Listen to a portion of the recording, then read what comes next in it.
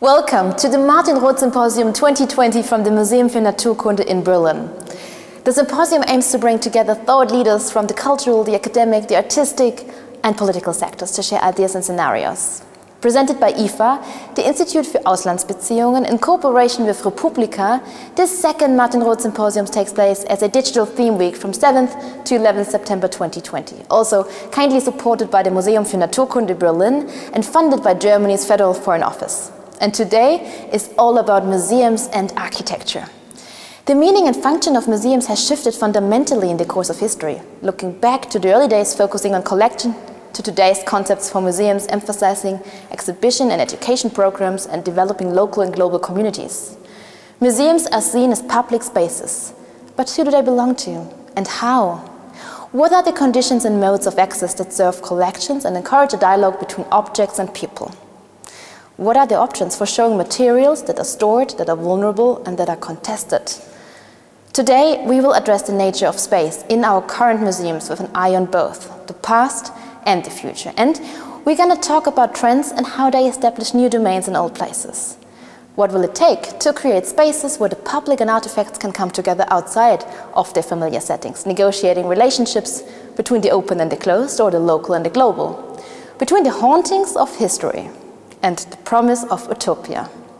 We start again with sprints.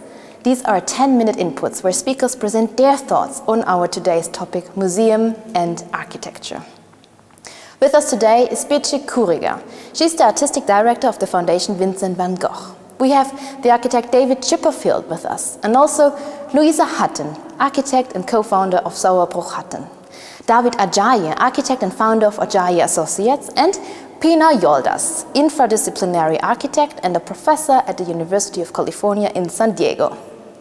Following the speakers, we will have another deep dive, as we're already familiar with it. It's an exchange between you, the participants, and the speakers. And here, you can meet our speakers of today for Q&As after the sessions. And as we are all in the virtual space, it'll be a 15-minute live online exchange in a digital discussion room. In case you need further information, don't hesitate. Click on the button Dabei sein, take part on the website campus.republica.com. Before opening for questions and comments by you, some first responders present their thoughts on the sprint. It's a kick-off for our lively discussion. And our first responders of today are Edwin Heathcote. He's an architect, designer and journalist. And Bill Sherman, director of the Warburg Institute and professor of cultural history at the University of London. And also today, we close the day with the Future Forward session, a moderated conversation between a forward-thinking professional and a student responder. And in this combination again, with a look into today's topic from different perspectives and backgrounds. Let's start. Let's start with the sprints of today.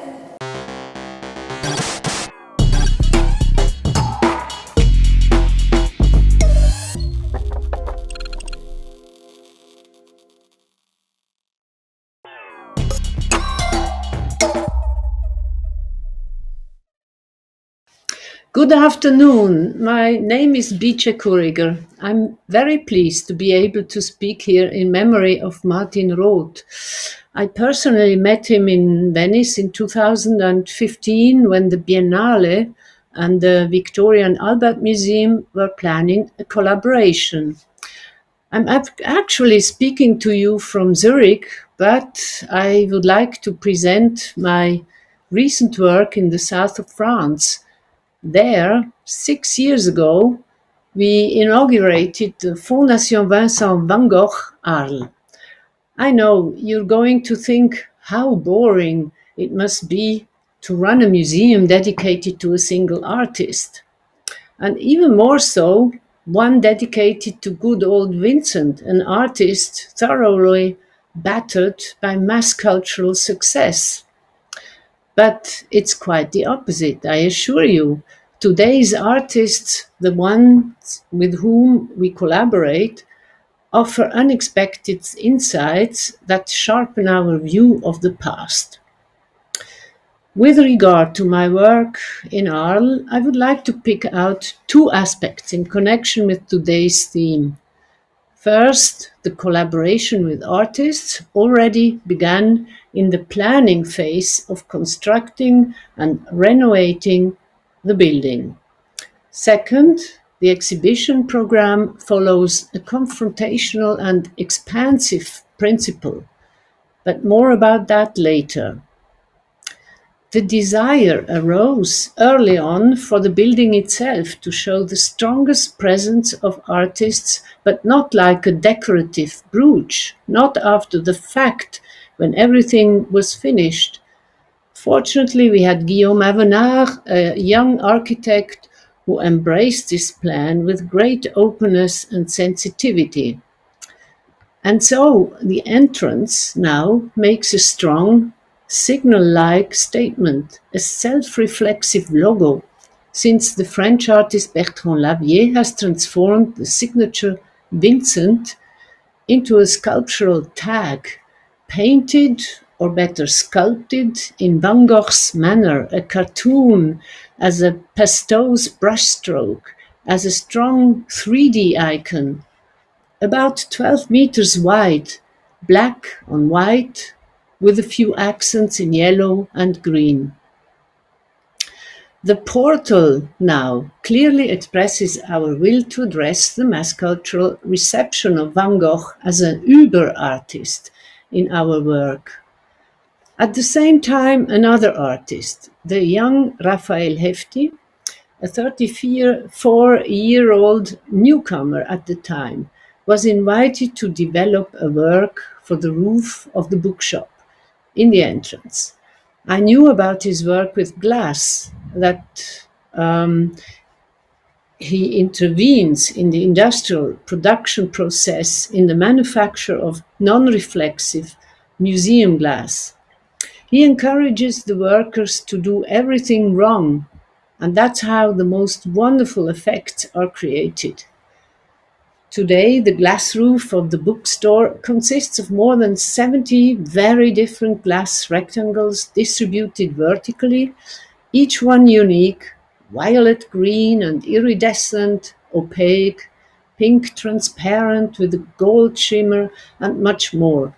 In advance, engineers simulated the incidence of sunlight over the year to make sure that the reflections, the myriad spots of color that wander across the interior of the bookstore and the entire courtyard when the weather is fine, would indeed be an immaterial homage to Van Gogh. Raphael Hefti, thus, does not use color foils to make color dance. I hope you recognize the metaphorical potential of transforming a ubiquitous industrial building material, glass, in what you might call an alchemical process, so that it can radiate in a completely new way. Let me describe one specific exhibition that exemplifies our curatorial work. Soleil chaud, soleil tardif, hot sun, late sun from 2018 brought together such illustrious names as Van Gogh, Picasso, Germaine Richier, Alexander Calder and Joe Mitchell, Giorgio De Chirico and Etel Adnan. But the focus was not only on Van Gogh, who embodies the moment when the sun of modernity was at its zenith, but also on Sun Ra, the eccentric African-American jazz musician and performer who died in 1993 and who made a great impact in the early 1970s, especially in France. Sun Ra's name refers to the Egyptian sun god Ra, as do his costumes and the ecstatic performances in the mostly 10 to 15 member ensemble, which also included African dancers. There are a surprising number of long TV recordings of Sun Ra, including performances at the Fondation Magd near Nice, an important French institution around 1970, which played a prominent role in the popularization and democratization of art. Using 1970 as a linchpin, we focus back on Vincent and forward to our present as well. Why 1970? Picasso was then 90 years old and would die soon. The thesis is that it was also the beginning of postmodernism. We also showed Sigmar Polke's satire of 1968 on modern art, a picture that makes fun of the automatisms and hollow formulas of modernity. 1970 stands for a period in which art functioned as an important cultural laboratory. When Picasso died, the Communist Party in Paris organized a large Picasso exhibition on the occasion of the Fête de l'Humanité in a tent in a park. At the same time, in the same place, and presented by the same organizers, Sun Ra appeared in front of tens of thousands of people with his orchestra. This, I admit, somewhat blatant example sums up how forgotten historical work surprisingly connects with a figure like Van Gogh, if one is guided by curiosity and unprejudiced openness. In times of great upheaval, I pleaded for an expanded art history with a selective and thoughtful response to popular culture, both historical and contemporary. This can also include arts and crafts or subcultures. In museums, we have to move away from a too puristically heroic art history with its fetishization of the masterpiece, away from a history that remains too much in the conventions of the canonical narrative of the history of style and form. But I also plead for differentiated, intelligent exploitation of the potential of the museum and art history to protect, defend, and at the same time open up the art discourse. The museum represents a productive in-between space, but it is important to keep clearing the space to make sure there is room for the unexpected. A museum is both expansive and introverted. Today, it is also necessary to break through the white cube routine. There is too much cold perfection at work. We have to build in heat factors. And here, I would like to come back to Van Gogh. His humanism, his love of nature and simple life. I would like to end with a quote from a letter to his sister. Don't feel uncomfortable about hanging my paintings in the corridor, in the kitchen, in the stairs. My painting is done above all to be seen against a simple background. A Van Gogh in a kitchen. Let's be surprised. I'm looking forward to the discussion in the deep dive. Thank you.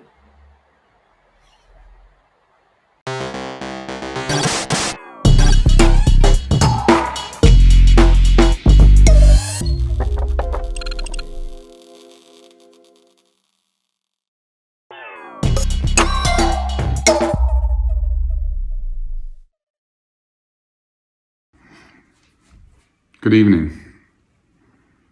I'm honored to be invited here, wherever here is nowadays, to talk about the future of museums, especially in memory of our friend Martin Roth, who did so much to influence the mission and responsibility of museums, who was so dedicated to their role as places to transfer ideas, to educate, to promote liberties, and to stimulate intellectual and moral debate. Obviously, it's a difficult time to talk about the future of anything right now, as so many museums remain closed and others slowly try to reopen under stringent requirements of social spacing and restricted numbers, not to mention the routines of sanitization.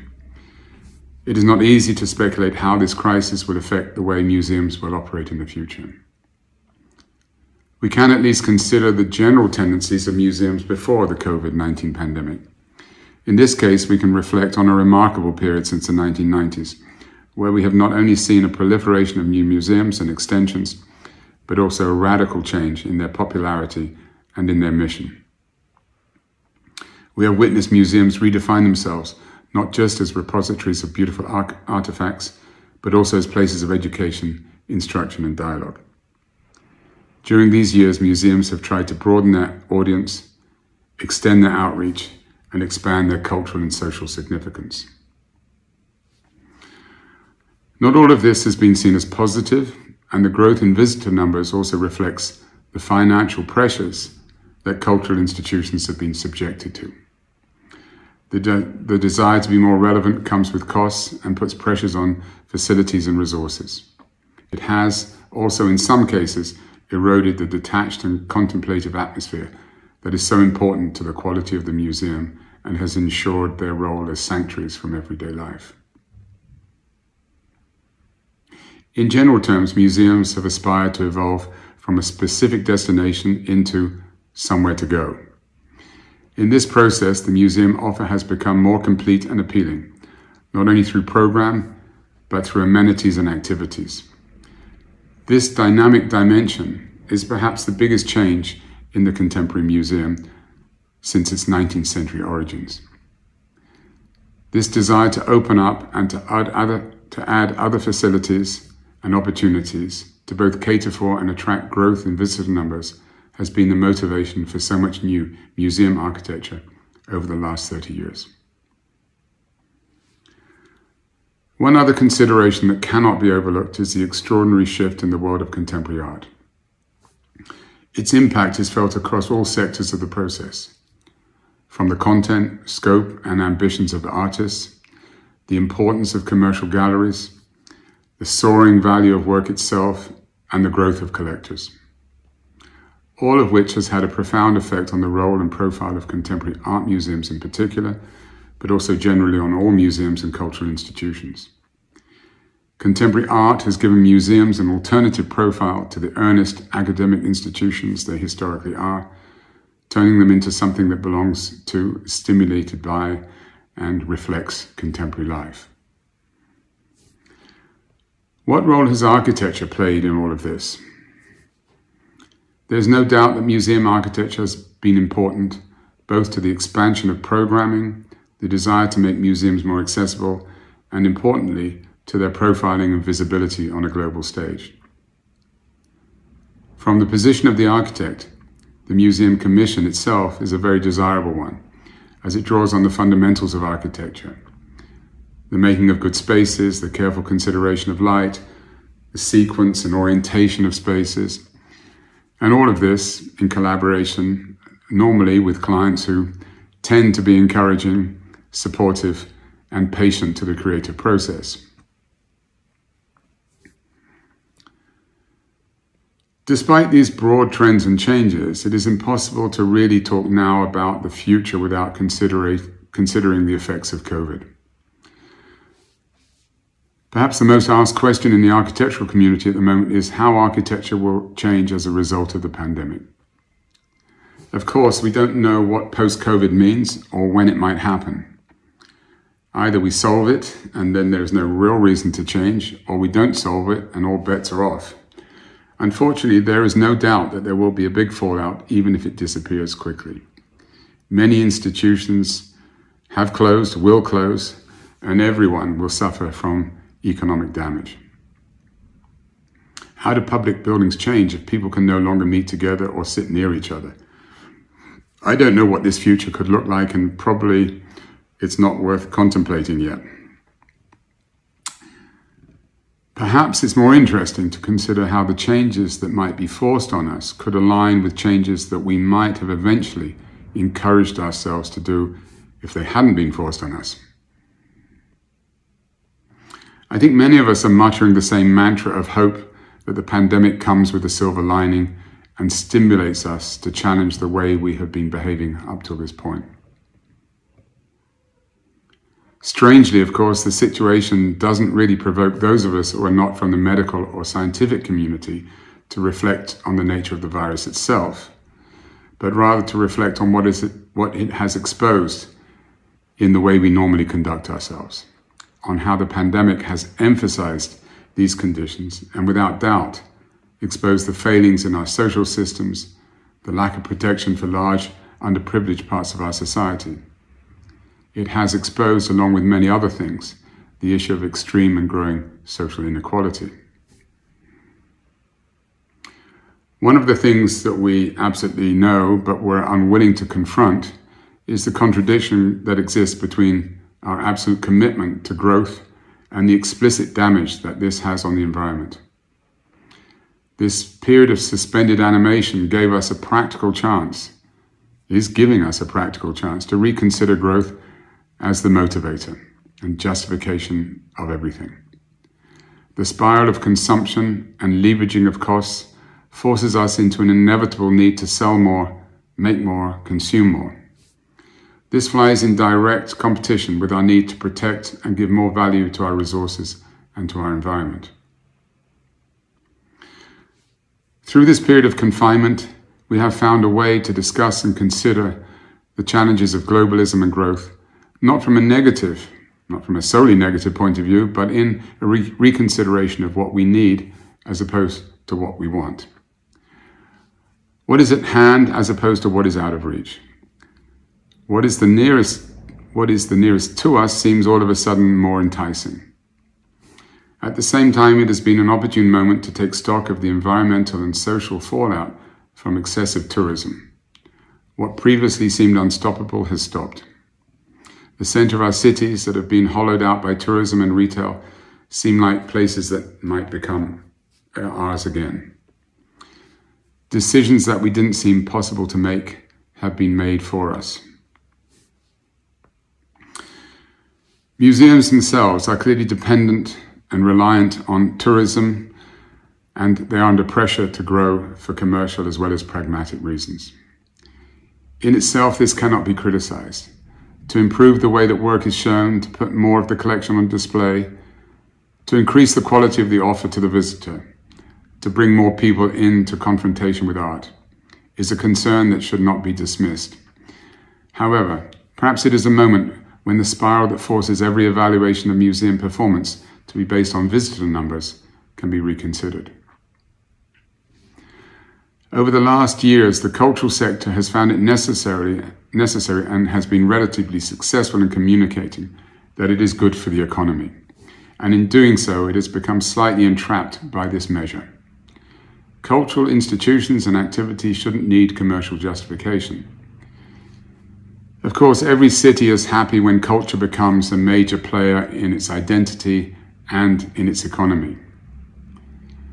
Normally, this evaluation is closely based on the tourist economy, and we are starting to understand the effects of tourism are not all good, at least excessive tourism.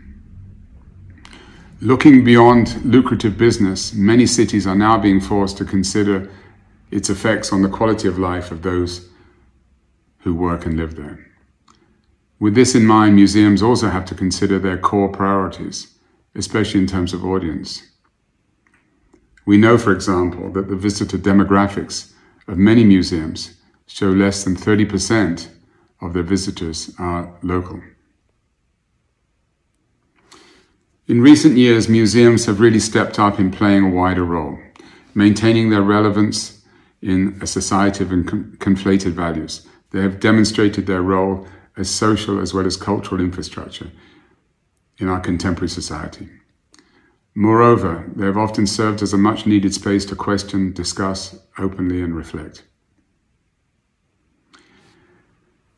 If, however, I am forced at this moment to make a statement about the future of museum architecture, and I can only consider that museums are going to have to do what we all must do. Make more from what we have, be more flexible and more resourceful. Clearly, they should expand programs of engagement and dialogue. Most importantly, they should leverage their independence and their authority in today's climate. We need it more than ever. From the perspective of architecture, surprisingly, I'm advocating to build less, build lighter, reuse, refit and adapt. Be more innovative with the spaces and buildings you have. Be more rooted in the immediate context and society around you, and expand your visions as far as possible, but take care about enlarging your real estate. Thank you very much.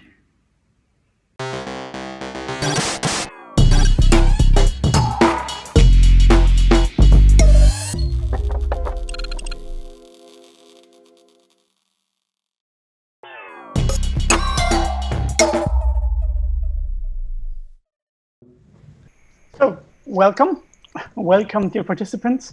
It's beautiful to have you with us on the fourth day of the Martin Roth Symposium. Today we're talking about museums and architecture, and we are happy to have Bice Kurger with us, Artistic Director, Fondation Vincent van Gogh, whose print you already saw, and Bill Sherman, Director of Warburg Institute and Professor of Cultural History at the University of London, is also with us. He will be our first responder for this deep dive. My name is Fabian, and I will guide you through the deep dives today. It's a pleasure to have you with us, and I would like to explain to the audience how you can actually participate in this deep dive session, because this is the time to ask your question, and there are 3 ways to include them in this discussion. The first one is via direct audio in this webinar, so please click on the raise your hand icon, which you can find in the menu bar at the bottom of your screen. As soon as it is your turn, I will call you by name and enable your audio. Please unmute yourself so you can ask your question. As soon as you have asked it, we will turn off your audio again, and your video will never be used. If you prefer, you can also ask the question in writing in the chat of this webinar, or you use our online form at campus.re-publica.com, campus.re-publica.com, if you're following from a website or through YouTube, and we can include those questions as well. So if you have a question, please feel free to send them already, and we have little time, so I would ask Bill to give first insights and a first reaction to Bice's sprint. Thank you, really happy to do it, and Bice, so happy we could be here together to pick up this conversation that we started thanks to Martin Roth 3-4 years ago now. As you said, Martin, you met in Venice, and we met in Venice because we worked together on the Pavilion, co-curated by the V&A, where I was working then, and the Venice Biennale. You were brought in, of course, to curate that 2017 Pavilion, and you brought the amazing Jorge Pardo to us, who strikes me as such a perfect example of what you were talking about in your sprint earlier. An artist really who is as much an architect as an artist, who thinks of the two as inextricably linked. And I think he's probably the first person who I think of now after Martin when I listen to your sprint. Let me just offer a couple of quick thoughts before we hand over to the audience and see if we can pick up some of these many issues you raised. There were so many different topics. The first thing is just to go back to this pavilion that you curated in 2017 in Venice with Jorge. We thought, as you remember, about doing a summer school together, which never happened, which I still think we should do, unfinished business. And it was about the relationship between museum, biennale, house, and shop, and the idea of displaying similar collections in those different spaces. How they mean differently and how those spaces inform the display and interpretation of work. I think that was a really nice example. And again, as I say, something that we should pick up. But what strikes me now in retrospect, and as I think about the ideas you just shared with us a minute ago, I think it's interesting to think about how different spaces shape the work we do and the thoughts we do. And it's very unusual, I think, for someone to have such a broad career as you've had in working in spaces, of course, museum, but also biennale and also magazine. And in a way, I wonder, each of those is a kind of architecture. It has its own architecture. And architects, of course, have to build many different kinds of buildings. But we in the museum world tend to work with a fairly narrow, as you said, the white box archetypally, in a fairly narrow set of spaces. And I think you've really broken out of those spaces in the different contexts in which you have curated. So it would be very interesting to hear if you curate architecturally differently in those different contexts. The last thing I just want to say before maybe asking the audience for their questions is that when you talked about that idea of breaking beyond the white cube, and in particular of an expanded art history that you're eager to explore, the person, of course, who I thought about was another mutual friend, A.B. Warburg. And A.B. Warburg, of course, I think about partly because I'm director of the institute that carries his name and holds all of his material, but also because I've just returned from Berlin, where we have just opened a collaborative exhibition with Haus der Kultur in der Welt, HKW, curated by Roberto Ort and Axel Heil, which reconstructs A.B. Warburg's most infamous project for the first time since 1929, his famous Bilder Atlas, this incredible breaking of a linear style-based art history. And I think those projects in those contexts really made me think, because Warburg is maybe the quintessential or even the foundational instance of someone who is trying to work across this expanded art history. But there are two other aspects maybe that we think about here. The first that are relevant to the symposium and to the issues that everybody is raising. The first is global, the need to move beyond single cultures. And I think your examples of the engagements, let's say bringing in Sun Ra to a Van Gogh exhibition, amazing, really, really great. But again, A.B. Warburg's interests were very much in that area. But the HKW exhibition, which I hope you will see, and I hope everybody else will be able to see despite the problems with travel at the moment, what's so interesting about it is its shape in some ways. And it's really what surprised me, even though those materials were from my own institution. I was shocked to see them arrayed in these beautiful curves, and the architectural display of these visual panels and the visual information really made me realize that Warburg is an architectural thinker as much as a nonlinear art historian. And so I was thinking, this building that he built to house them in Hamburg, where he had this beautiful oval-shaped or elliptical reading room, this reading room that he built in the Kulturwissenschaftliche Bibliothek in Hamburg is quite an extraordinary shape.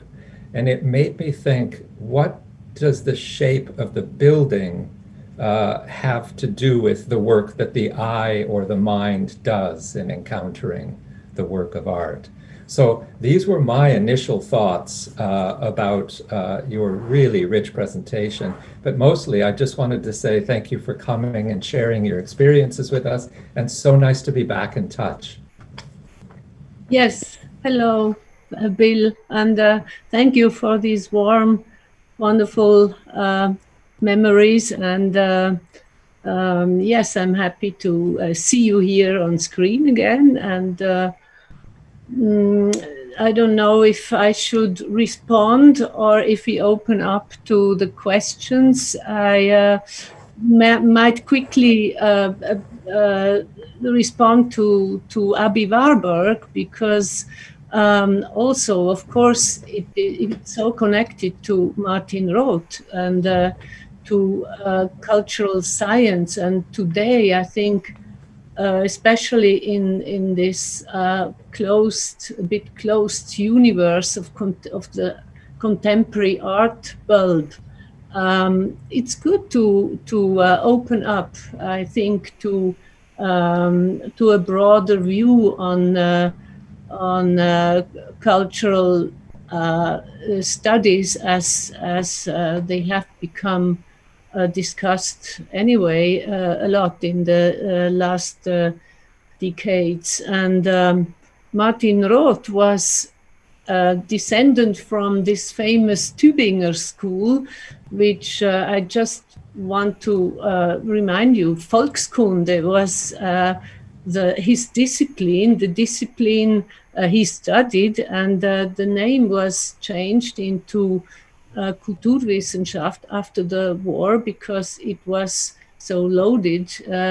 because it had been so ideologized and instrumentalized by the Nazis.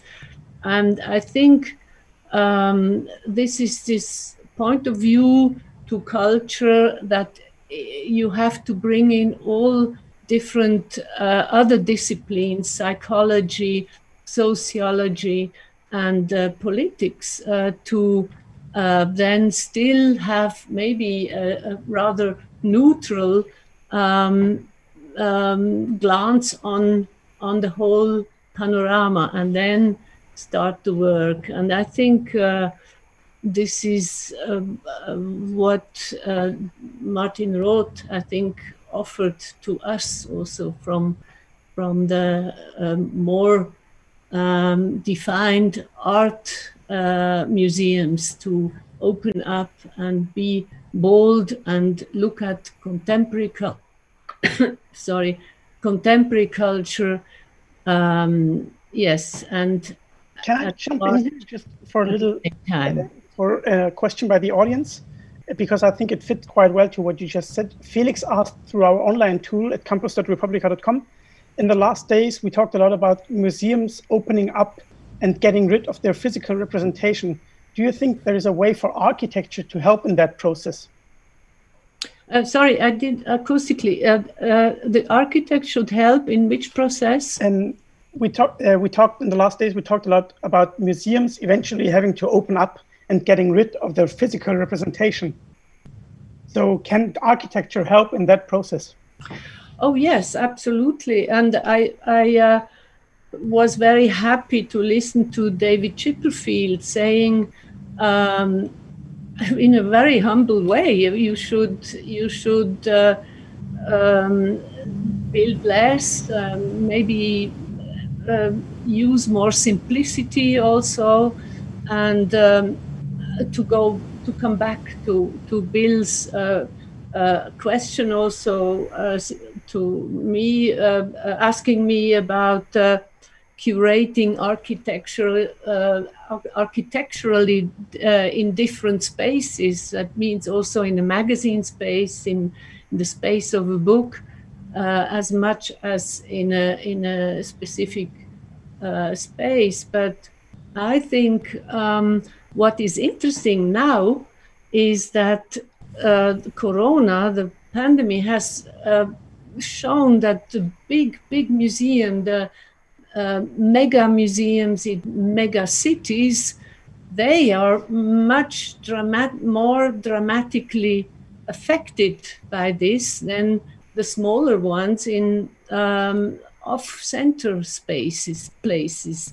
And I think maybe this is a moment where the big ones can go and look a bit off center from the small, and learn a bit from the small ones how to also make attractive programs, and not only thinking about big masses and big public and big investments. Yeah. We have another question coming in by Simone, who is asking, how can architecture help to give space to the unexpected and the surprising? Yes, I think this is very much related to a very local perception.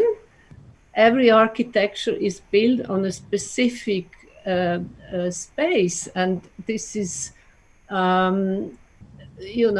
if we talk that so many institutions just think about tourists, of course, you can become very folkloristic, and this is not what I mean. I think you have to address the public at the space at the place where you build, but at the same time you have to have the horizon very open, and that is then the surprise you can offer. Do you have an answer to that as well, Bill? Would be Yeah, I was actually wanting to jump in there because one of the things that Martin was so obsessed with is how to get people to look at what is not on view or what they don't already know and already want to see. And I think this is something that, again, A.B. Warburg's entire library, entire photothek was devoted to, was taking you to something that you don't know. And search engines, of course, much less these great, beautiful structures of museums with their sequential rooms and clear maps, they're really the opposite. They take you to the familiar. And what a good museum, library, website, brain does is it surprises you. It takes you to what you don't know and don't even know how to look for. And I think this is one of the things that Biche has done with a sense of surprise as a curator, but also that a great architect can do even in helping us to get lost. I remember just quickly, the last thing is that the V&A is an extremely notoriously difficult museum to navigate. And while I was there, we went through several unsuccessful attempts to have a new map made for the institution. And at the end, I think everybody felt comfortable with people just getting lost, because wandering sometimes, not knowing your way, is one of the best ways to find your way. Well, for me, that's a great ending to this deep dive. Thank you so much, Biche, for taking the time to answer the questions by the audience. It was really wonderful to have you with us. It was a very refreshing look. So a warm digital applause to you. And many thanks also to Bill Sherman, our first responder, Pleasure. who will leave us at this point as well. And also thanks for the nice invitation to the HKW. Well, me as a Berliner will certainly go now. Good. So next up is the deep dive with David Chipperfield and Edwin Heathcote, which will begin in 1 minute on this very channel. And thank you again, and I look forward to seeing you back in 1 minute.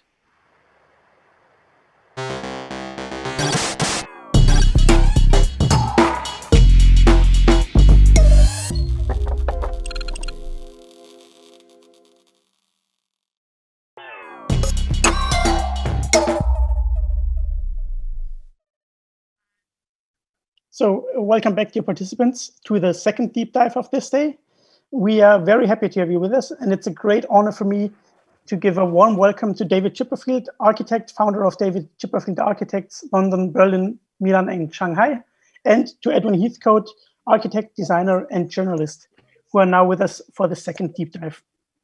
We are very happy to have them with us, and we are very happy that they take time to answer your questions. So just to remind you, there are 3 ways to include them in this discussion. If you want to ask your question through audio, you can participate by clicking raise your hand on the bottom of your screen. You can also ask your question by writing in the chat of this webinar, or you use our online forum at campus.re-publica.com. If you're following from a website or YouTube, then we can also include those questions. So let's dive in. I would ask Edwin to give a short insight and a short reaction to David's sprint. Thank you. And thank you so much, David, for a talk which exquisitely captured the contradictions and the paradoxes which define the world of contemporary museum architecture.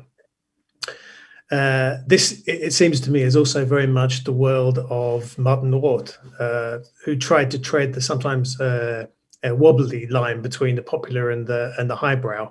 The museum as a public forum and a civic space, and as a place in which to ask the difficult questions of how the world came to be as it is, and those questions are not avoided.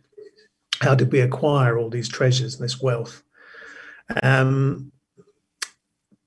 Martin was always amused by the idea at the V&A that the curators were called keepers, as if their job was to keep the objects and not to show them.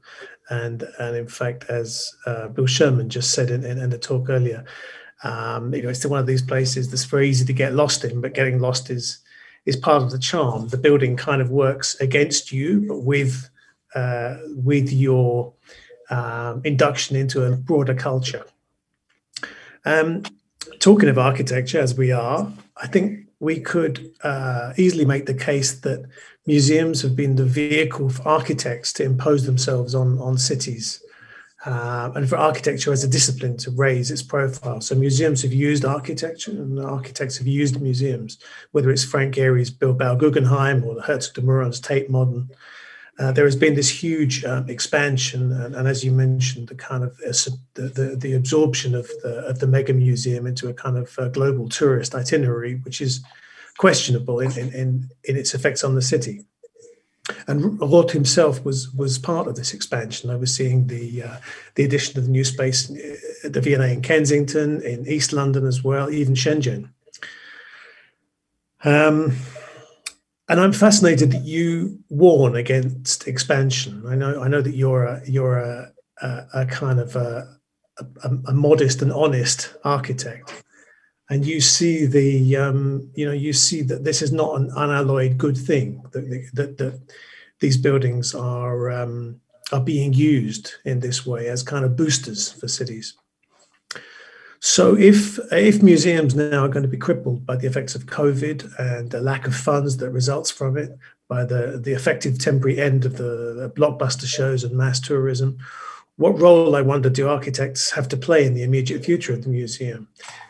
Is this the end of the cultural spectacular, the blockbuster? Do they need to find another outlet for their fantasies? Or are their skills, conversely, possibly needed even more now? If museums are going to have to try and do more with less. Anyway, your talk, I think it raised all these issues. I hope we might begin to cover them in a little more detail in this deep dive. Can I go over and see what questions we have? Yeah, we have one question already coming in from the audience by Giovanna, who was asking through our chat.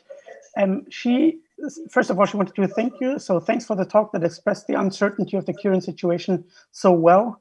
You mentioned building less and being more innovative with the space we have.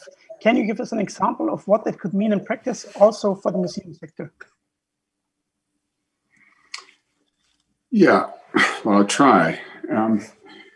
Obviously, having built my fair share of museums, it's much easier for me to advise that we don't need to build so many. I mean, it's slightly, I'm aware of the hypocrisy in what I'm saying, but I suppose that it goes back to the general condition that I think we're all having to reconsider, which is question growth as the motivator of so much of what we do.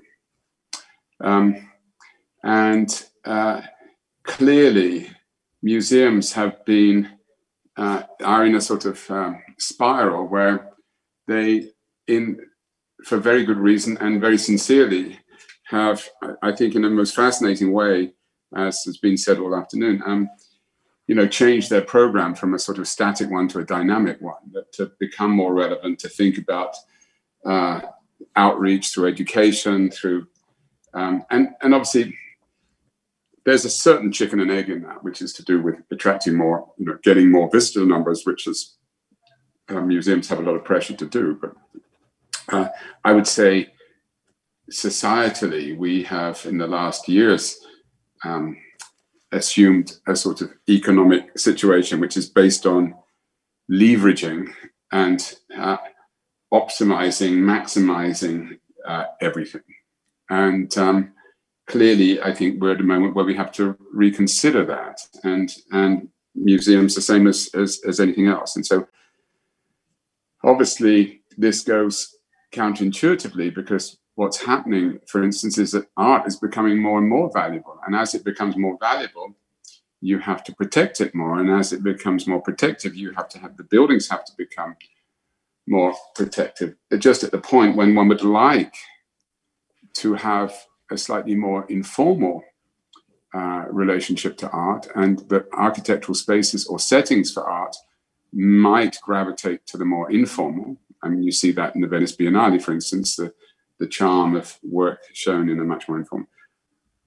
Contradicting that is the fact that art is becoming expensive, and the people that are concerned with it are more and more cautious about the environment. So I think there are opportunities, but I think these have to be really,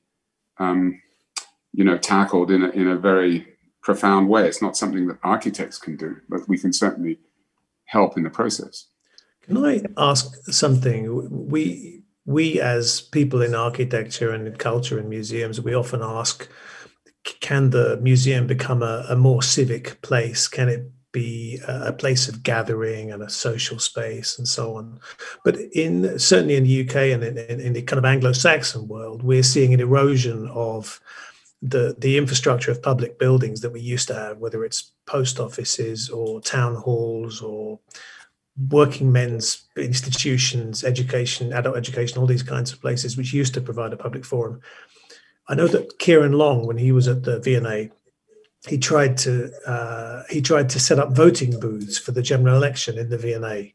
He said, well, we claim to be a public building. Can we really be a piece of public infrastructure? And then it turned out that they couldn't use it because people would have to walk too far to get to the booths, which had to be in a particular place in the museum. So it turned out to be impossible because there were just too many kind of regulations in place.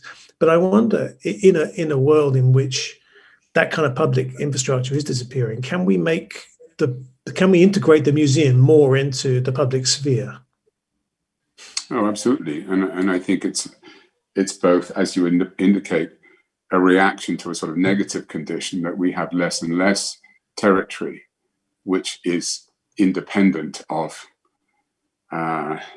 commercial pressures or other pressures. I mean, so much public space in London is not really public space. It's a sort of extension of retail environment. And clearly during COVID, I think we all understood the importance of sort of neutral, real public space, not simulated public space. But certainly as social infrastructure, museums have understood that. They've understood that they offer territory, intellectual and physical.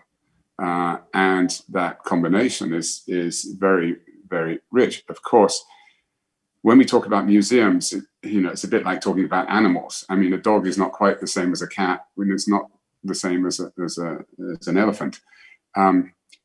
The conditions of a large national museum are different to a regional museum. And my experience in America, for instance, in smaller regional cities and museums, is that the museum takes on a critical and very important role within the community. Yeah. And that's why I'm nervous that the tendency for museums to be sort of semi-confiscated by mayors and investors to say that a museum will bring more people and is part of that type of we had it in Wakefield. It was always said, well, it will bring more people, or in turn, they will possibly if you do it well, but first of all, you've got to want museums. So I think we've got to be very careful that to disentangle the potential economic attraction. And of course, since Guggenheim Bilbao, there's hardly a mayor in any city in the world isn't attracted to the notion that their economy could do better if they had a iconic building. But my concern is that if this is a contradiction, because if you want to improve museums as social infrastructure, the social that they are infrastructuring has to be local. And if we get to a situation... And include another question by the audience. Samantha wants to ask her question through the audio function. So please unmute your mic and you can ask your question. Hello, Samantha. Hi, hello. Thank you so much for a great discussion. I am a recent graduate from the architecture school, Columbia GSAP in New York.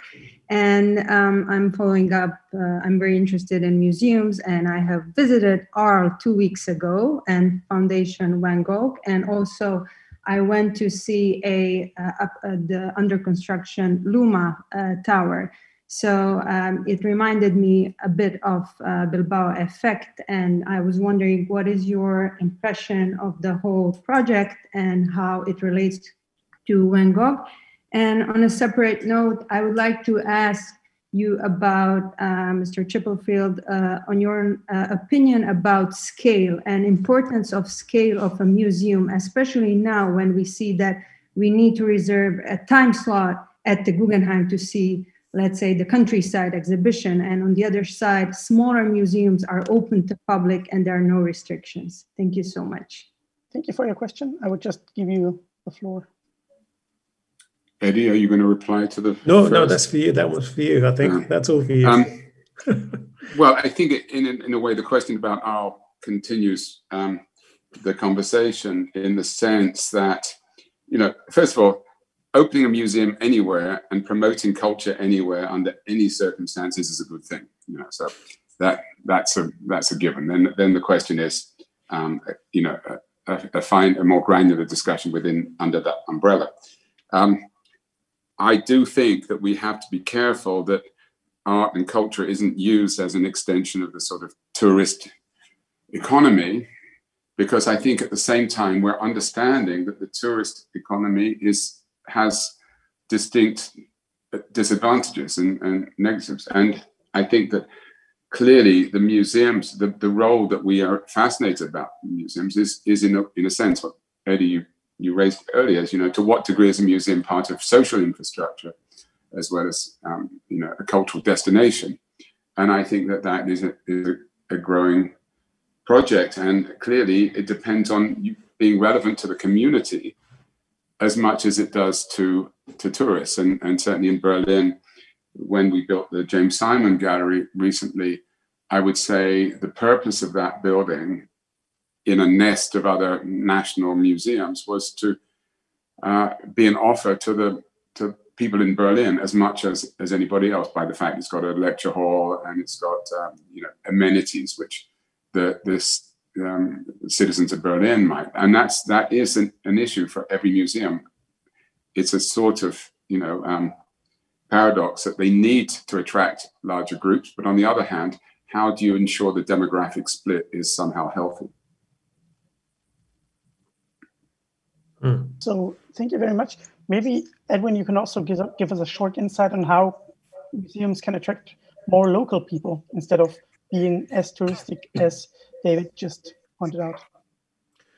Well, I think Bice Kuriger in a talk earlier made a very interesting point that the big blockbuster economy of art has come to a screeching halt. It's stopped pretty much entirely now. There's no future really for the huge shows, which cost a lot to mount and rely on huge visitor numbers. But at the same time, the provincial, forgive me using the word provincial, I don't like it, but it's an easy word. The provincial museums, which are smaller and are not geared to mass tourism, but rather to community events, to education, to maybe young emerging artists or local artists, amateur artists even, they're probably going to flourish. I would suspect now, and I think David has worked on both scales here with the Margate, the Turner, and the museums here at the Museum Island in Berlin. And I think it's very interesting that for a long time now our focus, I think, has been on the big blockbusters, on Tate Modern and MoMA, and maybe they will always have a place, but maybe their time as the kind of vanguard is over, and maybe we need to look to the smaller institutions which can be more nimble because they don't have such huge staffs to maintain. I think it's actually a rather encouraging future, because those institutions are probably more embedded in an actual community and social life. I think that the last point we should make, and in a way we should compliment the contemporary art world, is it takes a lot of kicking at the moment for all of the strange things that come out of this slightly overhyped community. On the other hand, contemporary art has really worked hard to be relevant. I mean, through the things that Peter said, dealing with social and political issues, as well as environmental issues of gender and issues of culture. And I think that has really changed the dynamic in terms of the communication of knowledge and information, as opposed to just presentation. And I think, therefore, contemporary art museums have in some sense an easier role than if you're presenting Chinese porcelain, because it's not quite so easy to turn ceramics into something rare. But on the other hand, I think what's interesting, the contemporary art attitude has somehow filtered into the more scientific and historic museums, where they are thinking about their collections in those social and political frames. And I think that's also where the whole thing is becoming quite fascinating. So Thank you so much for your time, David Chipperfield, for taking the time to answer the question, also to go in a direct dialogue with the audience. So thanks to our participants. It was a pleasure to have you with us. Also to have Edwin Heathcote with us, who will be with us for the next deep dive with Louisa Hutton as well. So you're about to see her sprint, and then you're going to see David Ajaya's sprint. I hope you enjoy the program, and I look forward to seeing you in the next deep dive at 6:30. Thank you all for being here. Thank you very much.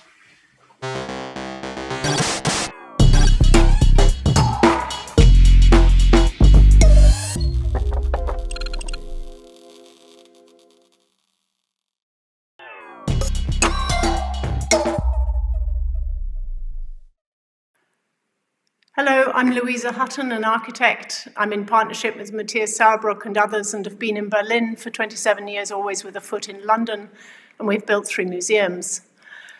I first met Martin Roth when he was based in Dresden, and more recently when I was on the jury for the V&A East in Stratford, East London.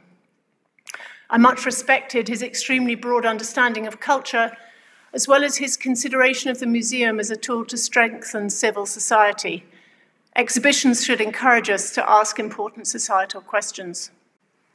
Indeed, society, and with it our understanding of democracy and how we live together, seems to be changing faster since Roth's death 3 years ago than even he might ever have imagined.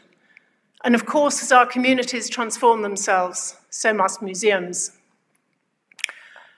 Re the challenges and opportunities for museums of the 21st century, I will discuss the relationship between the digital and the tangible, and in this, the power that architecture has in the creation of physical place and particular aura. Monika Grütters, the Secretary of State for Culture and Media here in Germany, reminded us recently that democracy is not a possession, but an achievement that should be continually defended. Indeed, it needs non-stop artificial respiration. I quote roughly, "The freedom of art provides the life oxygen that is necessary for democracy." Art and culture are not just distractions from our everyday realities, but form an indispensable part of our individual, as well as communal, confrontation with our human existence, giving us an indispensable tool when we think about what it means to be alive.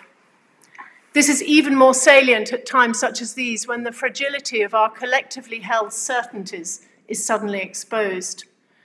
And now, 3 months later, finding ourselves still deeply immersed in all the uncertainties that COVID-19 brings us, worries that Grütters fittingly compared to the paralyzing anxieties of the migrants in Petzold's 2018 film Transit. We are all fully aware that it's not just the individual experience of art and culture that is important, but rather the collective participation in concerts, talks, exhibition visits, and cultural visits of all times. For the individual experience of culture can, to a certain degree, as we've all found out, be made virtually as we escape the narrowness of our own being through our screens and search engines, as well as books, of course. But the collective experience, illustrated, of course, perfectly by today's Zoom Symposium, that when pronounced in German sounds as if the Greeks might have already thought of it as a Zoomposium, although, of course, the wine drinking and with it the conviviality remains sadly virtual. And as we miss, crucially, contact with each other, humans are social creatures, we thrive on exchange. Of course, it is always a pleasure to visit an exhibition alone, to have the place to oneself, to be able to even more fully immerse oneself into the subject matter, engaging with ideas that may be totally new to one or shown in a new light. But museums are also places of encounter with other people. They do not merely provide opportunities for dialogue with the exhibits. They supply meeting places for both formal and informal gatherings that are free of commercial pressure, through all sorts of events and activities, including, increasingly, programs for both adult and children's education. So each museum provides its own physical experience, its own specific atmosphere. This is a totally non-translatable, not possible to mediate authentic encounter that takes place either through one's personal involvement with any particular artwork, possibly in an intimate setting, or as a coming together with others by chance or design in the exhibition gallery, the lecture theatre, the cafe, or any other social space. So it is the physical stuff of buildings that provides the backdrops for this sustenance of our individual and collective identities. And it's therefore the specific qualities of museum architecture that supplies us with memorable atmospheres, that is, with corporeal experiences that become literally embedded in our bodies and so stay with us for a long time, as opposed to the fleeting nature of the digital experience. Museums are public places, spaces and places, indivisible parts of the public realm. Now that they have been clearly knocked off their 19th century pedestals, they should be as accessible as possible, that is, highly visible in their respective cityscapes, with welcoming entrances and other outside-inside places before the exhibition or event spaces start. In this respect, I have the lovely triple Turkish observation that Neil McGregor, who includes free entry, as I do, into the question of accessibility, that he made in a public conversation about her Brandhorst Museum in Munich. His point was that for a museum that happens to be located on Turkish Street and that hosts the fantastic series of 12 panorama paintings by Twombly of the Battle of Lepanto, the last hand-fought sea battle in the late 16th century between Christians and Ottomans, should be freely accessible and indeed inviting to all Turks of Munich and elsewhere. A second example is London's Royal Academy, where the success of the new entrance at Burlington Gardens by David Chipperfield, whose nice informality, when compared to the august courtyard of Burlington House's Piccadilly entrance, has changed the way that the RA can operate and is perceived, particularly by its young audience. This welcome in the city should ideally be linked to an external public space of some generosity and amenity, where people can gather or just hang out without need for consumption. And there should be a synergetic relationship between such an outside place and the spaces and activities of the museum itself, each mutually reinforcing the other. Regarding the experience of the museum itself, there are the spaces for encountering people that should be low threshold, ideally open outside museum hours, while those spaces for encountering art must allow a focus of attention. Unlike our digital screens, where with ever-increasing impatience we swipe information away to find something newer, more tantalizing. Regarding this offer of focus, one should aim for an intimacy in personal encounter with the artifact. One thinks of Lina Bobardi's Maspa in Sao Paulo, where the visitor was directly confronted with the artwork on individual glass walls, or of Taniguchi's wonderful museum in Tokyo's Ueno Park, or indeed Scarpa's Castelvecchio. So my first question, to what extent should the architecture of the museum be particularly expressive in the often already cacophonous urban realm? In our digitally dominated era, does it need to be more expressive than possibly was necessary or desirable to date, so that you would easily remember the building, whether you see it in real or virtual space? And is such memorability just for the benefit of marketing and branding, as opposed to aiding one's own memory of which exhibition one has seen? It should, of course, not be willful for attention's sake. A museum's architectural expression must relate to its content and make sense in the city, as for any building. My second question, will we need to conceive the interior architecture, its organization, materiality, and its photogenic qualities anew in a world dominated by the screen and virtual museum visits? And what are the implications of social distancing? As COVID-19 continues to instruct that our much cherished contact with one another is denied, can the physicality, the aura, the spirit of architecture, with its light, with its texture, with its hapticity, provide some sort of solace? To conclude, I find that the traditional pairings, oppositional pairings of analog versus digital, local versus international or global, can be turned into opportunities. Now we can have both, the actual, I would say the authentic, and the virtual. So we should exploit the benefits of these together. Unlike the digital, though, architecture takes time to commission, plan, and build.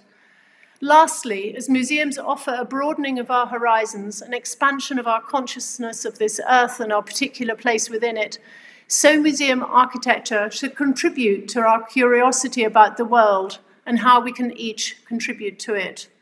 To do this, museums need to continuously reinvent themselves, just as we do as individuals, adapting to life as it unfolds. They need to attract new and ever younger audiences, being aware of their responsibility as places of education and democracy. I look forward to your questions, any questions you may have in the deep dive to come.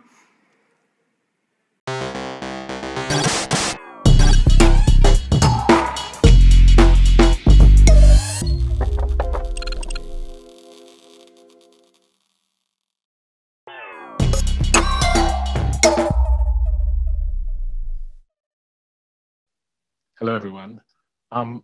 Today, I'd like to really make a presentation about the evolution of museum architecture, and also to look at the emerging museum architecture that's happening in the 21st century, but also specifically how it's going to impact the continent of Africa. Our traditional beliefs about museum collecting really comes from the rebirth of interest in the Renaissance of the classical world, and the beginning of casts and reconstructions of Greek sculpture that was being kind of brought together by Roman collectors and Roman families to dignify their homes and their spaces, right through to the idea of imagery. I love this image as a kind of way to kind of bring that conversation into the fore. And of course, with this, in sort of during the Enlightenment, the notion of collecting and of being worldly and being able to understand the natural world as well as the anthropological and archaeological world became incredibly important. And the best sort of spaces for that had that data and that information really started to surge in their knowledge and their ability to have this knowledge and to disseminate it amongst their people and their populations. Of course, this moved as wealth built in the West into the sort of Renaissance in the visual arts and the performing arts, all the arts, in fact. And right up to the sort of 18th century, we're then looking at an explosion of representation, which then fills palaces and churches and extraordinary spaces, and becomes a kind of salon style to deal with the sheer quantities of these works in these private institutions. Of course, probably at the beginning in the 19th century, the sort of first real museum exhibition is probably the Great Exhibition in 1851, where a purpose-built structure is made to really create a public forum, a real, truly public space that creates the assemblages mostly of colonial conquest and empire, and of technological advancement and of wealth. So it's a kind of moment of the sort of empires and the colonial empires bringing their population and their citizens along with them on this new sort of unfolding power in the world and the dominance of their cultures in the world. At the same time that these expositions are happening, this is the reverse image where sacred shrines in places, we will go to West Africa now, like Benin, where these incredible sacred shrines are the Kingdom of Benin is being taken down for its audacity to stand up to the British Empire. And the artifacts of these palaces and these homes are then being taken back to be shown to civilizations in the West. These artifacts, which move from sacred shrines, then begin to adorn people's houses and homes and become sort of trophy forms, decontextualized and also decontextualized from their environment, but also decontextualized from their histories, and become just objects of curiosity, which then start to become ornaments in museums, in homes, in places. In museums, the sort of encyclopedic quality, the archival quality of just simply indexing and reducing the detail and the specificity of these materials becomes even more exacerbated and they're just indexed as almost archaeological found objects, just describing their scientific provenance, but not their contextual and spiritual or sociological context. This extraction in relation to the continent is something that I want you to reflect on, because in a sense, as the evolution of the museum from the model of the Crystal Palace becomes more and more refined, more and more decluttered from the sort of palaces of the 18th century, and moves into the 19th and early 20th century with sort of abstract spaces, the modernist movement bringing abstraction and whitening of the gallery, less objects being placed in, more rooms being required, new palaces of museums being required to absorb and understand the works. The modernist museum, which is also a reflection on the artifacts of the times past, still incubate this analysis, to the point that at the end of the 20th century, we have a kind of seminal work by Martin Krieg, where he talks about the lights going on and off in the white cube as the kind of endpoint of this decluttering or this essentializing of the museum, to the point that the space itself becomes the object of conversation. And for me, the counterpoint, which is Kara Walker's extraordinary work in The Domino Factory, where she moves out of the space of the white cube and enters the space of an industrial labor space as a kind of reclamation of the relevance of art within society and the relevance of art within the social infrastructure of the communities now, or specifically in this, a dying labor community in Brooklyn, which is no longer a factory, but will become a sort of residential unit. For me, this moment really speaks to the rise really of the museum that we built on the National Museum of African American History and Culture, this museum which was built on the Washington Mall, which takes a new model entirely. The model is to create a narrative museum which starts to recontextualize not just the objects of some of the colonial tropes or endeavors, but also of slavery specifically and the formation of America specifically, and to use the building and its interiors to curate a narrative museum which starts to allow people to kind of find the sense of themselves within the big project of the formation of nation building, the formation of the world that we live in now in the 21st century.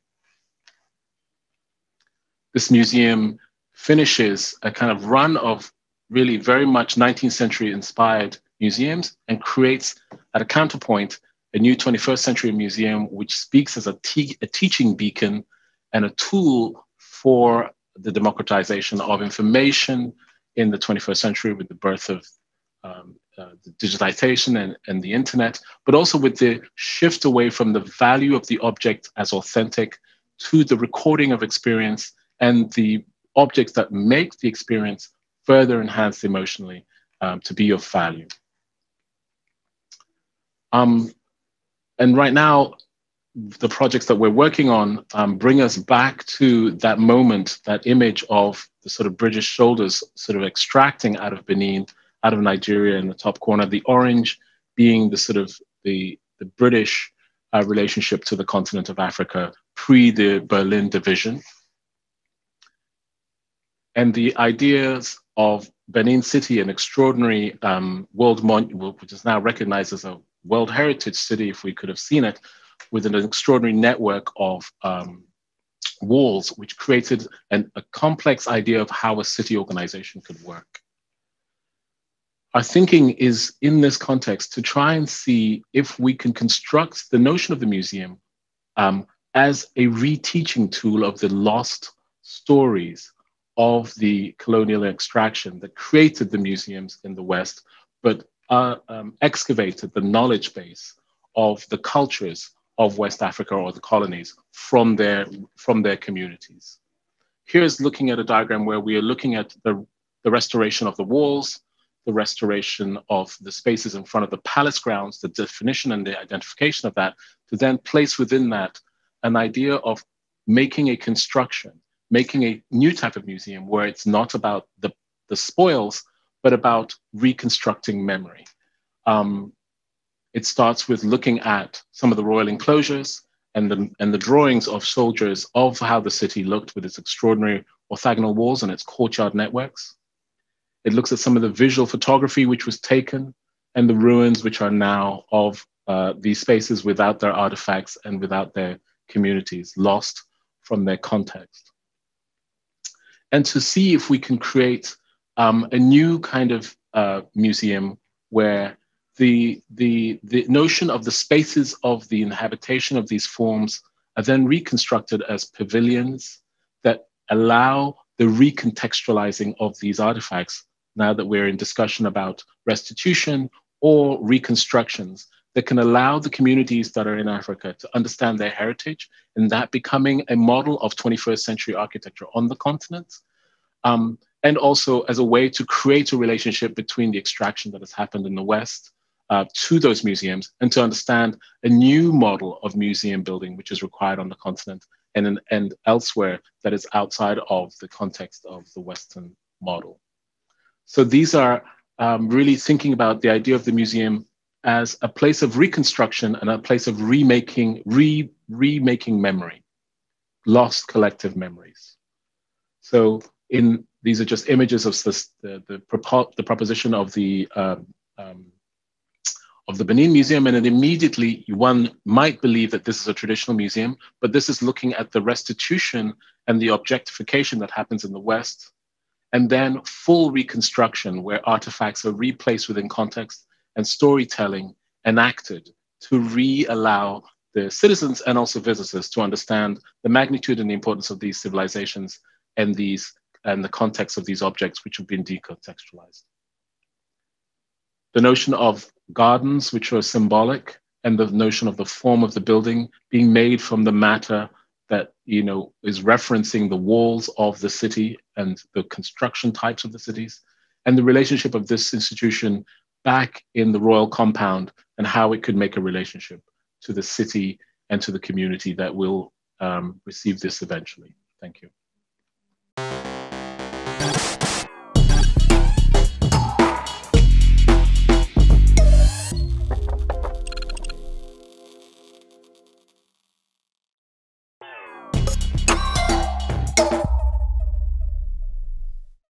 Thank you so much for having me here. I'm currently speaking from La Jolla, San Diego in California.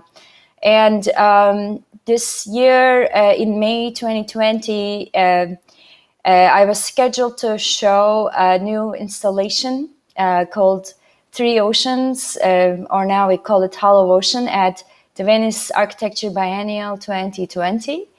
And basically, the entire concept was on the oceans. So I kind of nickname it as the Ocean Pavilion for myself and my team. And of course, due to COVID, we couldn't fabricate, and then we couldn't install the work for 2020. Hopefully it will be reconsidered, reinstalled meaning will be installed by 2021 for this coming May. But in short, the entire exhibit design was focused on 6, let's call it chapters about the oceans. And the starting point was really connected to our cultural and financial and physical and, let's say, somato-psychological connection to the oceans. I started with the idea that this was from a John F. Kennedy quote, actually, that we are water beings. When a human baby is born, her body is 75% water, and the womb itself is simply a fluid chamber, right? Our attachment to water is physical, physiological, psychological, cultural, and this is not a surprise, as water actually does translate to life, right? That's where the life started in ancient oceans, again, 4 billion years ago, yada, yada. So I was really focused on this water as a much larger topic, obviously, but also the anthropogenic impact on lakes, oceans, seas, rivers, and the water bodies of this planet, which covers, most of its surface.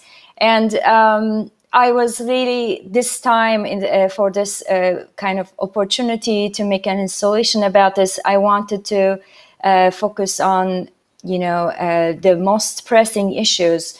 I had experience working with plastic pollution. I think it's been now 13 years. I've been working on pelagic plastics and plastic pollution, and I took this as an opportunity to basically talk about more, right? Because there's more space, I can talk about more. So in short, there are 6 chapters, and one of them is plastic ocean. So I had these designs that are water columns that we are hoping to build with recycled glass or recycled plastic. So they'll be transparent, full of water. And each column is basically an entryway or a gateway to another topic that we're discussing. So I started working on a column for plastic ocean. Another issue that I'm focusing on was acidification. And that's also connected to climate change. So climate change, global warming is another column, and its systemic impact in world's oceans, right? Overfishing is another issue that I'm talking about in this installation. Specifically, the fact that in the last 50 years or so, 90% of big fish is gone. And just, I'm not gonna read statistics here, but there are all these terminology too attached to overfishing, like bycatch, which is basically all incidental catch of non-target fish in ocean wildlife and often discarded at sea. Actually, there's a term for that too. It's called discard rate. So what rate of your basically fishing you're getting rid of that you can't use, and that's typically wildlife, like cetaceans, whales, dolphins, and marine mammals like sea turtles. And so that's another column where we're talking about this. Ghost nets is another term that I'm highlighting in this installation, which is basically after fishing, overfishing, whatnot, these nets, which are also connected to the plastic problem, are discarded in the oceans, and they keep catching fish, right? In fact, they're not that ghosts. It's more like, they're undying and they keep killing for 500 years or more, right? And last but not the least was eutrophication, right, and extinction. So eutrophication is another term where algae takes over, and local life just diminishes and dies. And the last one is basically really looking at how, as a cumulative effect of all of these issues, we're losing ocean wildlife. So how do you really convey all of these ideas without being didactic in an architectural setup? My inspiration came from the kelp forests and also some architectural examples I had seen in my early days of architecture, very tall columns, and that was the approach. But when the museum exhibit was canceled, it was going to take place in Giardini Pavilion in one of the larger rooms. We're deciding when it will be happening. So I was kind of trying to continue the fabrication, etc. But with COVID, it just made me realize that even if an event like Venice Architecture Biennial, because of its, let's say, reputation and the number of people it draws, is a wonderful platform to convey all these ideas, it's still a limited platform. Because with COVID, I think we have seen this kind of transformation from more local physical experiences to distributed networks and like teleportation, right? Or telepresence, teleportation not happening yet. Sorry, just jumped a couple 100 years. Telepresence and basically all global communications and big operations like education happening online. So I have always been a big proponent of using exhibition space and museum space as much as museum is muse and inspiration as an educational platform. It's a brain opener, these places. They expand your soul, but they also, basically push you to think, right? So I moved the entire project, not that I canceled the physical part, we're still doing details and like looking for the best materials to work with, etc. But I moved the entire platform to virtual reality. And it was a very easy transition for someone like me. And I believe there are a lot of people in my position where this transition could come very natural and organic. I had already built everything, designed everything. Built is not the right word, but let's call it design, with vectors and polygons and edges and curves. And it was already there in front of me. That's how I interact with the idea right now, even if I start with a sketch or, as an architect, even if I have like a grand vision the moment I see the site, right, which doesn't necessarily happen because you can't fly to see the site anymore. I had the virtual space in front of me, and I had my research about these 6 chapters, and all I had to do was basically take the digital assets and move them to a new platform where people could still kind of, experience it as a virtual space. So I started virtual space, meaning space.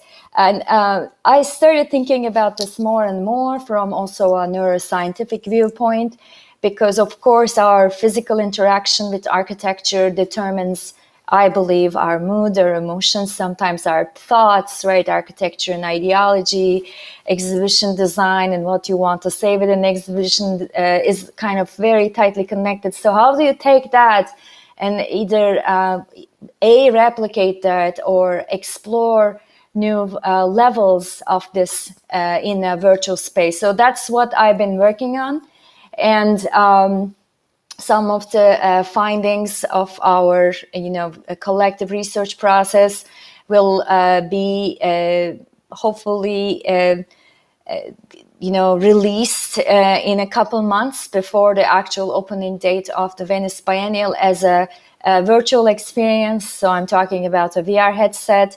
But another thing that I'm really interested in is that for those who do not have that technology available to them, can we still convey this experience? So I'm also looking into a web platform where you can visit the architectural space using, basically a keyboard and a mouse. So it's kind of like rediscovering internet, in that I'm like, oh yeah, internet can do this, because it's just really going back to, I don't know, William Gibson's 1984 and like the beginning of internet, where it came with this like plethora of promises, like you can have an experience, a virtual experience. So what does that mean? It's obviously something that we have to think through, because it can't be just pushing buttons or putting images on a virtual wall where you have to walk to the virtual wall to look at the virtual image, right? So to me, that doesn't make sense. And with Hollow Ocean, I'm really, and with my team, trying to understand new possibilities that this environment gives to us.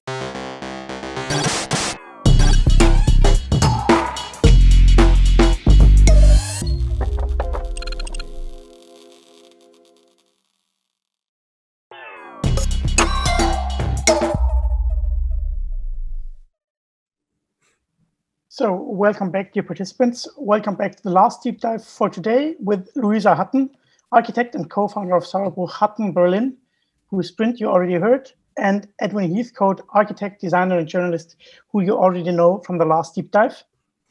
We are happy to have you with us and that you take the time to answer questions. So thank you both, and a warm welcome again. For you as an audience, this is the time to answer and to ask your questions, especially. So a short note on how you can do that, actually. If you have a question, there are 3 ways to include them in this discussion. The first one is via direct audio in this webinar. Please click on the raise your hand icon, which you can find in the menu bar at the bottom of your screen. As soon as it is your turn, I will call you by name and enable your audio. Please unmute yourself so that you can ask your question. As soon as you have asked it, we will turn off your audio again and your video will never be used. If you prefer, you can also ask your question by writing in the chat, or you use our online form at campus.re-publica.com, campus.re-publica.com. If you are following us from our website or through YouTube, we include those questions as well. So you can start to send your question, and I would like to give the floor to Edwin Heathcote for a short reaction on Louisa's sprint. Thank you, Fabian, and thank you, Louisa, for a stimulating talk. I was so happy you mentioned Martin Roth's attachment to the idea of society in the museum, its interconnectedness with the bigger issues, politics, social and economic life. And I was interested to hear you speak of collective participation as a keystone of culture.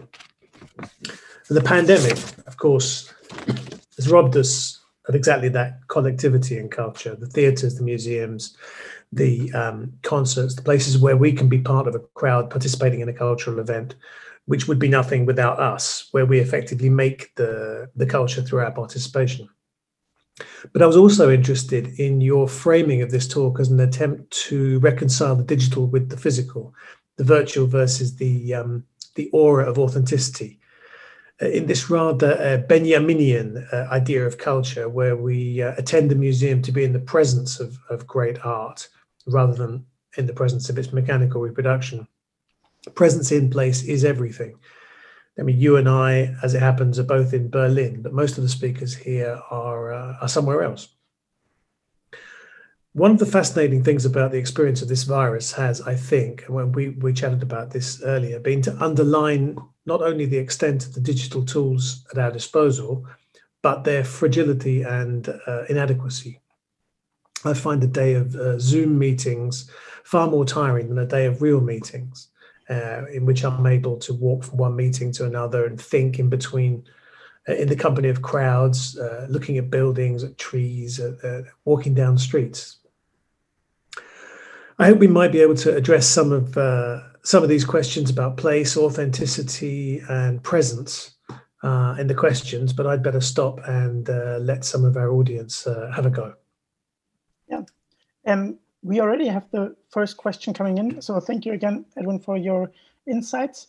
By Bernadette, who is asking that we heard a lot about big museums in popular cities, yet the financialization of those cities is also a fact.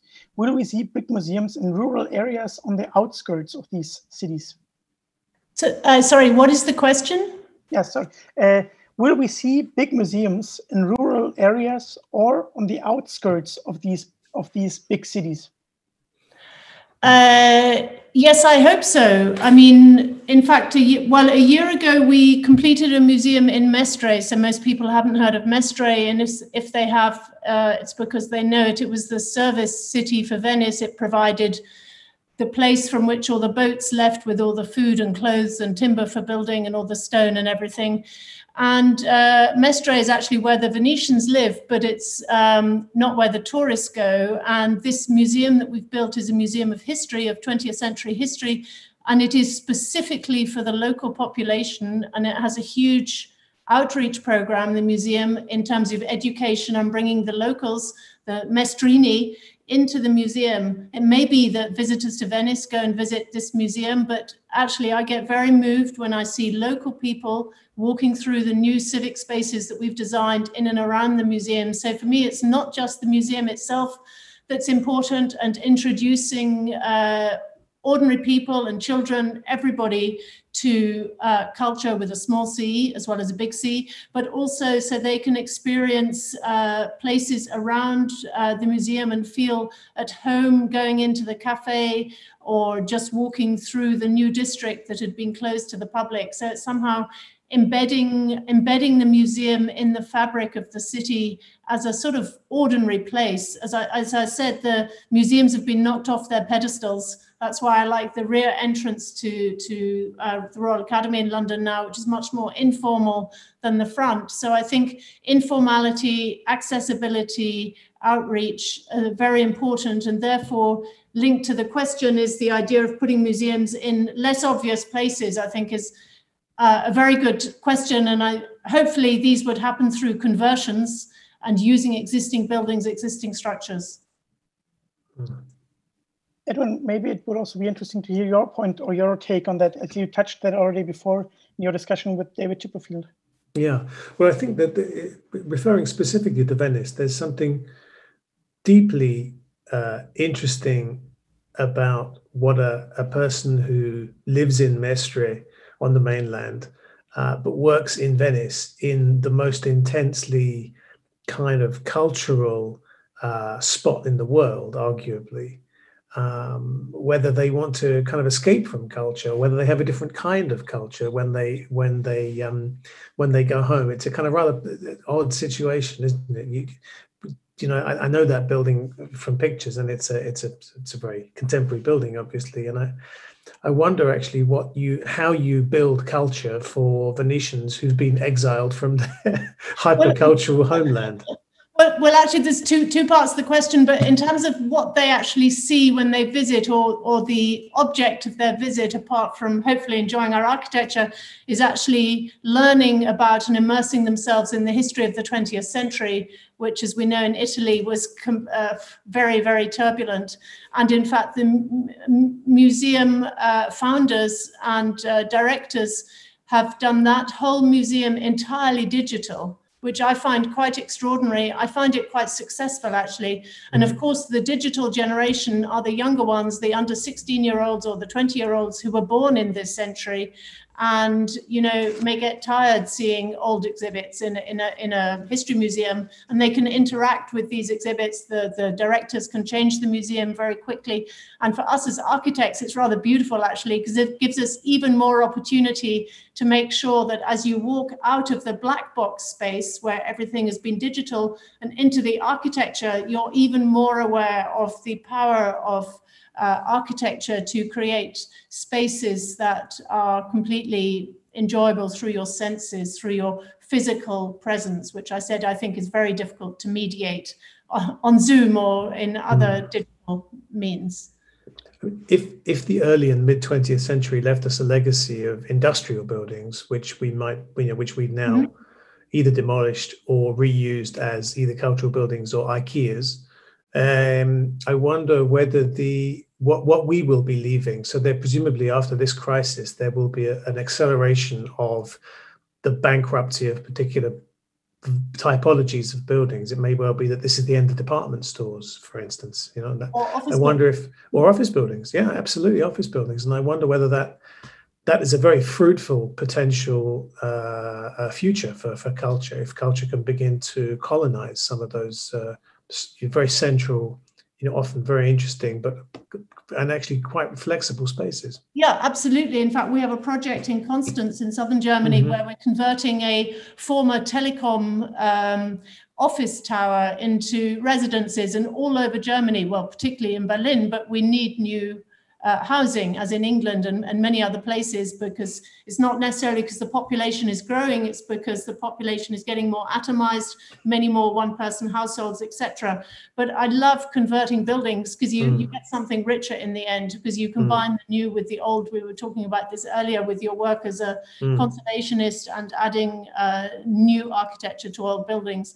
And for architects, it's a gift of a job. Of course, it's very complex and takes a lot of time and energy, but the combination of new materials with old materials and old spaces, I think, is also a way that to enrich people's lives, because they come in touch with culture on all levels directly through the physical fabric of the building. Whether it's a totally ordinary building, that can be fine too. I like ordinary buildings. Absolutely. There's another question, which I think it also works quite well with what you just said, which came in through our online tool by Paul. And I think he's also referring to David Ajaya's sprint. How does your museum architecture help to reconstruct memory? And is that even your goal? And I think, as you just referred to using formal structures, maybe you can also refer how you use this structure in a sense of reconstructing memory in that sort of building process. Well, in fact, of course, I'm not David Adjaye, and I didn't build his museum, but I'll respond in my own way. In the museum in Mestre, in fact, we have converted a 16th century convent that had been out of use for over 100 years. It had been occupied by the military, and we've converted that into use as a covered courtyard, covered public space with a rain-covered and sun-covered courtyard with the sort of large umbrellas that don't touch the convento. So it's an independent new architecture has been put there to enable the Mestrini, the locals of Mestre, to use this space in a different way to the way they use their main piazza. And for them to be able to rediscover their own culture, their own history by entering this courtyard that has been closed for 100 years, I think is fantastic. And there could be many other examples I'll talk about, but it's rather difficult without images and over a glass of wine. But I think culture is everywhere. It's a continuity in our lives. The past is not past, it's actually present. And, you know, everything is a continuity. I don't see that things stop and start. We're living in times of great change, which is quite extraordinary, but we can see that the past is part of our lives. And I think when, as architects, we have the opportunity to work with the physical fabric from past generations, past architects, past inhabitants, it can only enrich the present and the future to do that, and not to think we always need to create new things and have a tabula rasa, empty site and start afresh. It's much more interesting and challenging and thought-provoking, and I would say in the end successful, to work always with the as-found condition in a very positive way. Mm-hmm.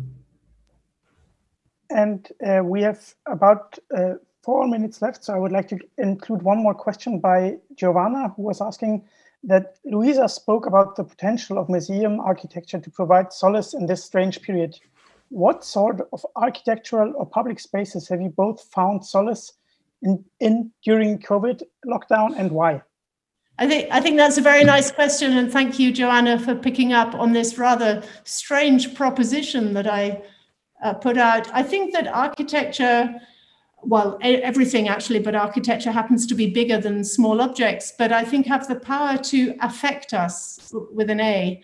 And it moves us to be involved with other beings, almost like people. And I think architecture that's very well considered, well detailed, well thought of, that has beautiful materiality that you can touch and see and almost smell and engage as you walk past it, because it's very three-dimensional, does have an effect on us and does more than cheer us up. I would say it does also give us solace or consolation. It helps root ourselves in our being. We don't live in isolation. We live in this continuous culture. And I think architecture is an inextricable and lovely part of it. I have a very short answer for that. I live in quite a dull neighborhood in London, and I found myself going for a walk every day in the same streets, and actually paying much more attention to the details than I normally would. And the differences, the small differences, the way people have customized their houses, the way everything is slightly different, one house to the next, things that actually seem completely banal, when you look at them more carefully, are actually fascinating. They're kind of fascinating insights into the way people live. And I think in a way, it's maybe our kind of exile into our own, not exile, what's the opposite of exile? Imprisonment in our own neighborhoods in this has actually maybe made us look more closely at where we live, which I think is a healthy thing. I think that's a really good answer, Eddie, and I totally agree. I think it's really beautiful to look at the everyday, look at our everyday lives. Mm-hmm. Don't always think you have to find something special, because you'll find something special in the everyday. Yeah, it's your own observation. Yeah, totally. That's a very good answer.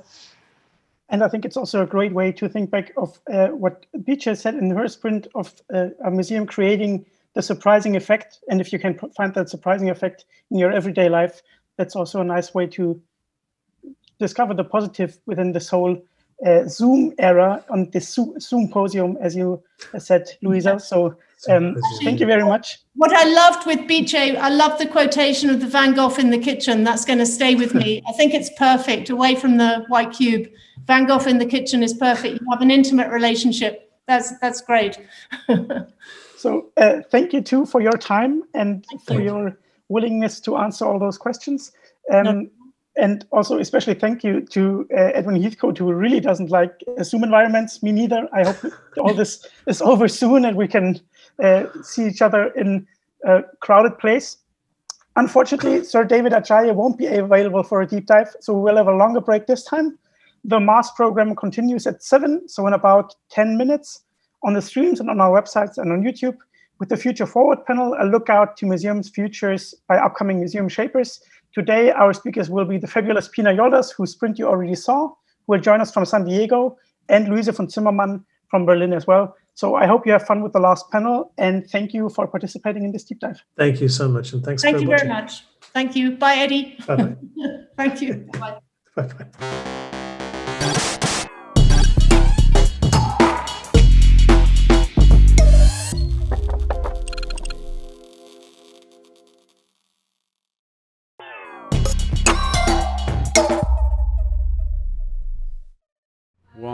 Go. So good evening, everybody. This is Sarah Berg calling from Munich, Germany. And once again, we are ready for a Future Forward session. Today's talks debated museum and architectures, and forward-thinking professional Pina Yoldas and student responder Louisa von Zimmermann will be adding their viewpoints. So wonderful having you, Louisa von Zimmermann and Pina Yoldas. I hope you're fine, just got up, I guess, because of the time zones. How are you? I'm good, thank you so much. Louisa, you're also fine? Yes, I am. Wonderful evening in Germany, huh? Late summer. So first, let me introduce you to the crowd before we start exchanging views. Louisa von Zimmermann completed her BA in architecture at the University of the Arts Berlin and the University of New South Wales, Sydney in 2018, and is currently enrolled in a master program of architecture. And during her studies, she received the Helmut Heinrich Prize as well as a specialized award for the Schinkel competition, Her projects focus on the architectural concepts of density and in-between spaces, as well as the topics of additive manufacturing and game design. Apart from her work in design and programming, she currently works as a teaching assistant at the Chair of Digital Experimental Design of University of the Arts in Berlin. So, and Dr. Pina Yoldas, her works develops within biological sciences and digital technologies through architectural installations, kinetic sculpture, sound and drawing, with a focus on post-humanism, eco-nihilism, Anthropocene, and feminist techno-science. She lectures as professor of the University of California, San Diego, and is an infra-disciplinary architect.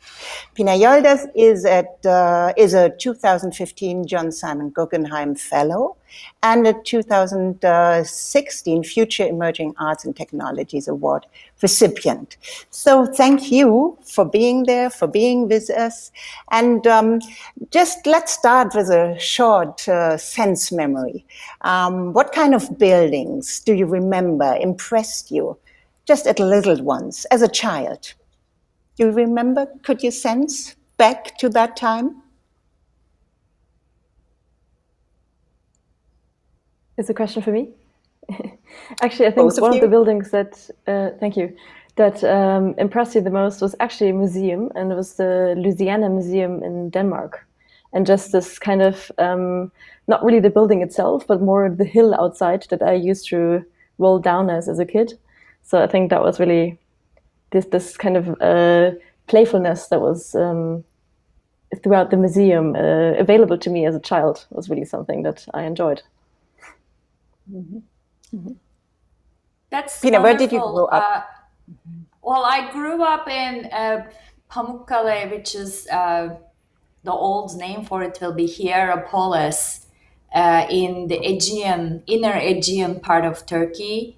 And my dad is an architect, so of course I remember his buildings, and one of which was our home as well, and his office. So, but I think the most kind of memorable moments I spent were in the ancient ruins of the mausoleum of Hierapolis and the amphitheater, because we would go there every weekend and I would play hide and seek in this ancient city. You could actually walk from one side to the other, and then you had the healing water, which is the Hierapolis, and then the pool, which I loved swimming in. And when you dived into the pool, you would see the columns and the tombstones. So there was, this ancient architecture all around me. And I do think it left an impact on me on terms of scale and tactile memories.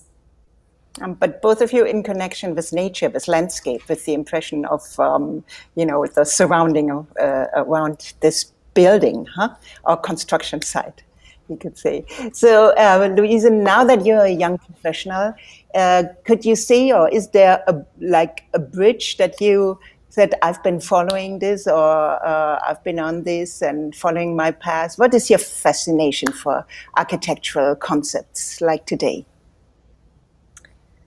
I think this. I used to go there with my family, and kind of this sense of community that was available to us in that space is something that really follows me until today in the works that I'm interested in the works that I do. And I think that's also something that I would take away from the discussions for the past days. That was something that really resonated with me. This idea of museums as third spaces, and also this places of basically human experience and communal creation. I mean, we've been just ending our talk, and it's been a lively one already, so we tried to get back to this, and maybe by bringing in what David Adjaye also opened, how he opened his sprint before, with the presentation about to cut it short, the traditional idea of buildings that served as an imagery to understand oneself, as to say collectively, and if palaces aren't, as he's been pointing out later, as maybe palaces aren't adequate for our self-understanding anymore, how should museums transform? What would you say in regard that nation building isn't the essence anymore, or might not be the essence anymore, but humanity building is more necessary than ever? What do you think?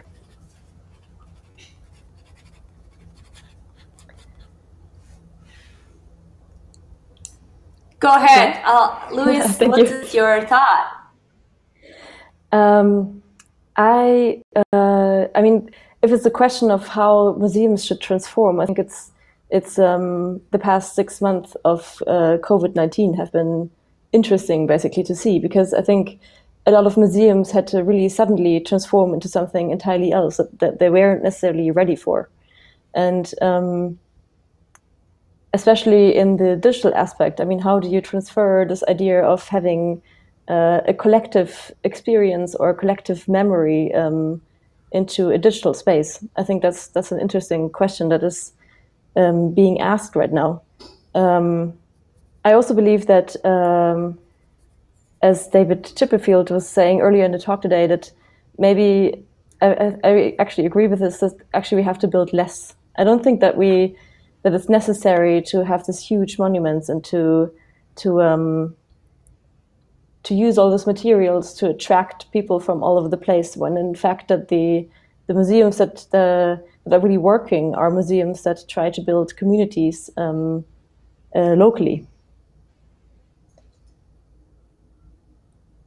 Yeah, I completely agreed with you on that. And to add to that, I think one other role of museums, an intrinsic role of museums is they're platforms for experiential learning, right? And I think we also heard a little bit about the kind of this transformation of the museum from somebody's display or some person's or some power holders' display of their collection of objects, of curiosities, to, as you just said, Louisa, like a platform for community building. But to me, the most interesting aspect of a museum is that it could really trigger passive learning and experiential learning, because you're learning through space. Like, that's the whole idea of museum. I always think of museums as a library of, objects and experiences. So this role, I think, is becoming more and more important. And the fact that this whole event is, let's say, taking place in a, natural history museum, right, together with our own homes, right, is also perhaps indicative of the need for more places like this where we can learn about, let's say, natural world or science, because, like, we really need to push our kind of level of knowledge on how certain natural systems are working, because I think this is the topic of this century, right? And I think museums are really good starting points for that.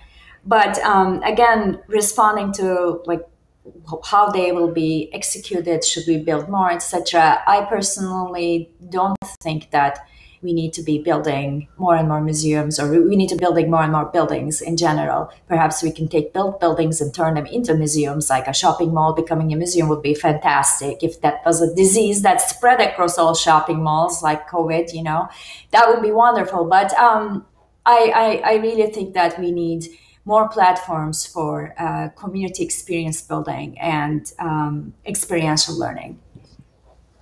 Mm-hmm.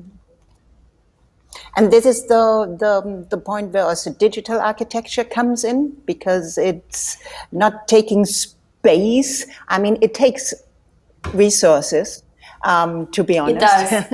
It does. It does. And yeah, please. Oh, yeah, it does take a lot of resources, actually. And that's something we need, like, first it takes, water to run servers. You need to, keep things in the cloud, yada, yada. You use a lot of, infrastructural resources to convey a digital experience. There's that. But earlier I heard somewhere that, translating what you could experience in a museum to the digital platform, is less effort, or it takes less time to build for digital. It's not true. And of course, it's true that to build a building, especially at the scale of a museum, there'll be a lot of people and contractors and, a lot more money involved. But building for a digital world is also something that takes time and effort, right? And a lot of thought. But I do think that that could be a direction, given the success of, for instance, social media, streaming services, and gaming during COVID. I don't know if you paid attention. A lot of games like Animal Crossing in the States, everybody was playing them all of a sudden. And people started spending more time in these like digital worlds. You could call it escapism, but that's not necessarily a bad thing, right? And then if there is this potential, should we not claim this? Should we not pay attention to this as architects, especially at a point where, architecture as we've seen or as we've learned in school doesn't really apply to the world we're faced with. But I also would like to hear from Louise as a representative of the upcoming generation of architects. Yeah, I mean, maybe I'm not the best representative, because honestly, I pretty much agree with what you were saying right now. So I'm kind of doubtful of the occupation that I picked, pretty much, because I mean, I'm being trained to build and to think about concepts for buildings. But to be honest, I think we should much more change it to think about how we actually make space. I think that would be a better expression for it, because space making is something else than building. It's more about creating a space for something to happen, maybe. or for something that, you know, it might also just be that the new way of building is not actually creating something more, but actually just leaving space. And I think that could be an interesting, yeah. And I mean, I think I mentioned earlier in our talk, I remembered this gallery in Sydney, for example, that was just, it's called Alaska Projects. That was just a bunch of parking spaces that someone had converted into a gallery, and it works as well. So it's not really necessary to kind of rebuild everything that, Yeah, this perhaps like grand approach, and again, referring to our conversation earlier, this kind of like Faustian gesture to like excavate and explode, you know, because these are the actually terms that we come across when we're thinking about especially large scale, let's say urban projects, etc. Excavate, explode, and then like a lot of dust and events and, you know, a lot of material pouring into a lot of resources, and then it stays there. And, you know, we need to think about all the materials that go into this kind of like, how to say it, entity. Do we really need all of this, right? Or just looking at the moment we are experiencing culturally, I would say globally, how, you know, with the kind of Black Lives Matter movement and the feminist movement, right? Isn't this a great moment to rethink the way we build architecture as well?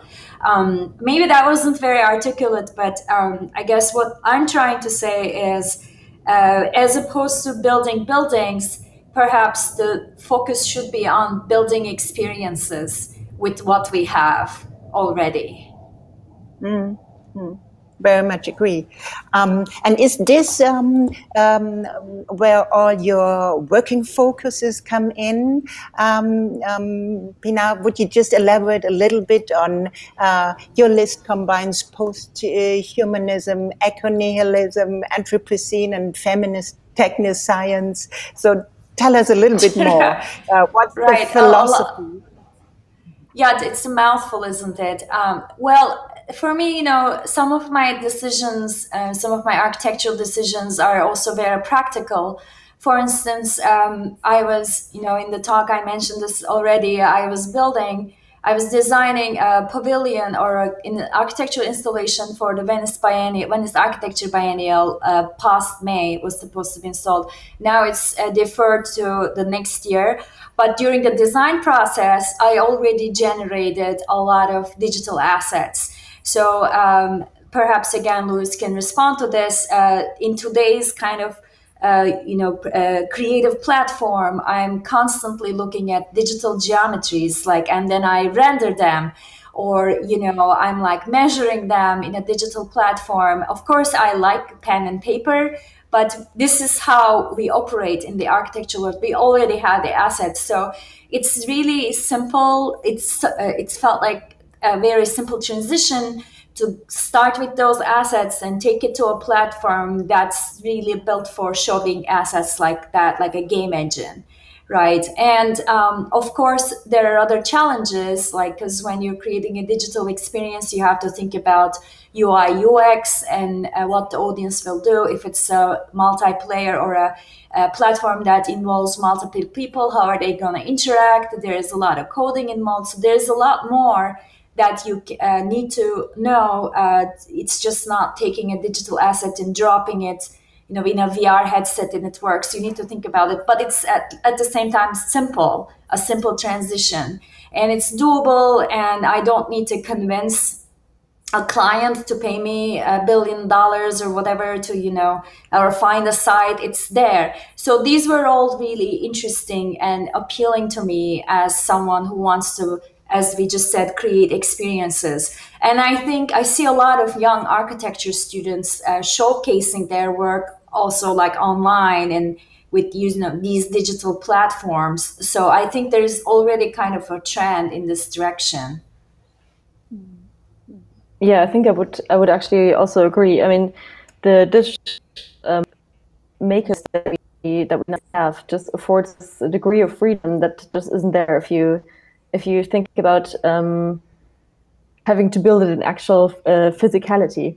for example, I mean, you were talking about it, I think, also in your talk when you spoke about your artwork that was suddenly able to be so much larger and to be experienced in such a different way. I think that would also make it possible to experience one and the same thing in different paths and have a larger diversity of experiences of the same thing, while still being very easily doable, I guess, with a certain skill set. Right, and I think we have to highlight that, of course, it never replaces the actual tactile sensory experience of being in a building, or I don't know, going and touching the stone, but in fact in museums they don't let you touch anything, so you're just like walking around like, and okay, welcome to VR, you can't touch anything here either, right? So I think it's kind of a really practical way to continue to be creative and continue to have a voice without really repeating or perpetuating the paradigms of the last 50 years, which I think has brought the entire planet, the oceans, etc., to the brink of extinction. Right? For Hollow Ocean, I talk about it as my response to a call by oceanographer Sylvia Earle, because I watched a talk by this wonderful woman in 2009, when she won the TED Prize, and they asked her, "What's your wish?" And she said, "My wish, in short, is that we protect the oceans and that we use whatever we have available to us to do this." And the numbers she gave are grave, right? 90% of the big fish gone, acidification, and global warming, the systemic effects. We're experiencing it even more this summer. So there's this kind of urgency, right? And what do you do? How do you respond to this as an architect? Oh, I'm going to use green, sustainable materials, but I'll still have an, air conditioner. That it's just kind of like, it doesn't feel right to just mindlessly continue the way we've been building things, right? I just think that this is a great moment to kind of brainstorm and talk and connect these communities who are feeling similarly towards these issues. Like Sarah was saying, this vertical kind of virility of architecture, like, can there be other paradigms we can follow, like architecture that disappears, for instance, right? Do we need to build to kind of put our name up there, like on the moon, on wherever site it is, or do we build transient spaces, transitory spaces, just to kind of create learning experiences or community building experiences? Let's call them, positive human experiences. I think that's where my mind is at, as someone who is also, who sees that it's harder and harder for especially younger generation to, get these kind of more conventional jobs or conventional architectural practices. Beautiful, thank you. So our time is almost one away, and but maybe as a closing statement from both of you, I want to bring in another keyword, because we've been hearing this in the past days. How do we construct, we're in architecture today, how do we construct and build relationship in spaces? And maybe you just combine it to your closing statement. Because it's all about relationship, I guess. Yeah, I think it is. I think also, to be touching on what Pina said just now, the kind of, if we think about building as less permanent, as less, space taking, I think this also means that we are afforded a certain, that it's easier to create a sort of sense of participation. If the past days kind of ring back in my head, I remember that there was a lot of calls for actually creating exhibitions with audiences instead of just, having them as passive visitors.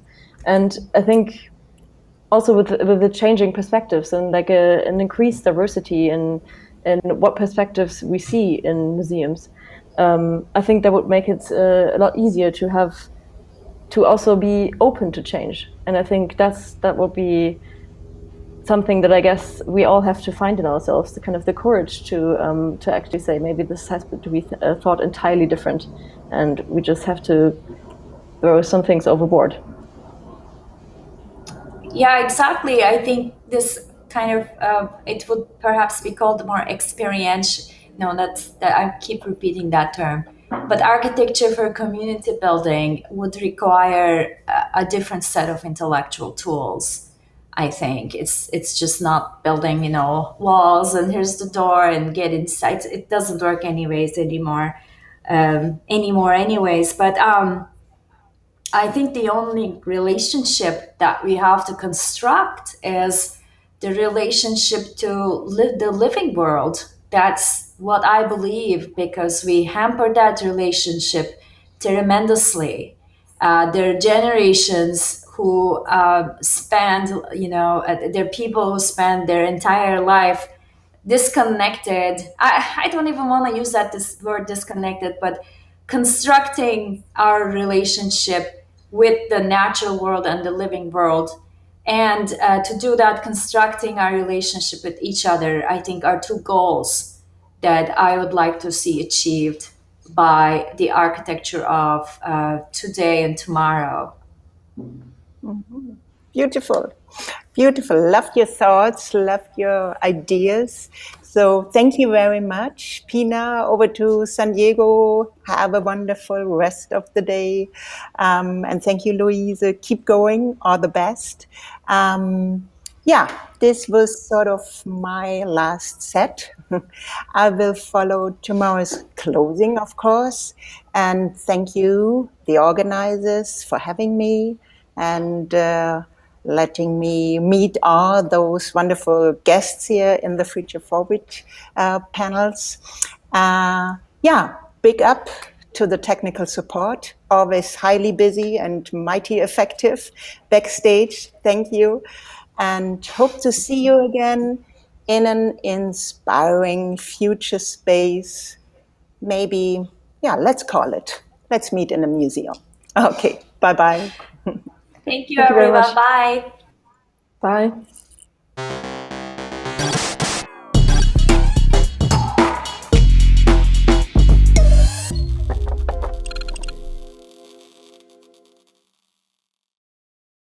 The coral reefs are an example of complex architecture of nature. About 2/3 of the world's coral reefs suffer major long-term degradation or are severely damaged. Children born today may be the last generation to see coral reefs and the beauty of this complexity of underwater architecture. Which brings me to our topic of tomorrow, museums and failure. Thanks for your engagement today, your questions, comments, your ideas and your inspiration. And also thank you in the name of the organizing partners, Institut für Auslandsbeziehungen, Republika, Museum für Naturkunde in Berlin, Germany's Federal Foreign Office. I can't wait to see you all tomorrow. Stay with us and tune in on the last day of the Martin Roth Symposium 2020. But for now, enjoy the rest of your day.